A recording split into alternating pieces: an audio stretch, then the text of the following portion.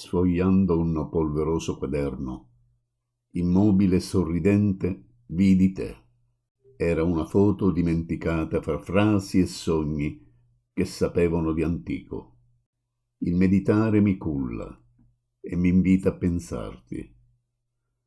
Non è stato il profumo delle rose, la tua bocca sorridente, il tuo tutto. No, erano i battiti del mio insaziabile cuore. Ricordo le notti insonni rubate ai miei sogni, notti stellate. Non avevi il cielo sopra di te, ma solo 3 rose. L'alba non ci colse di sorpresa. L'aspettavamo, poi i nostri corpi furono coperti dai suoi raggi luminosi. Le mie mani accarezzarono il tuo viso. Un delicato profumo riempì tutta la stanza. Metà di te mi sorrideva, mi prendeva.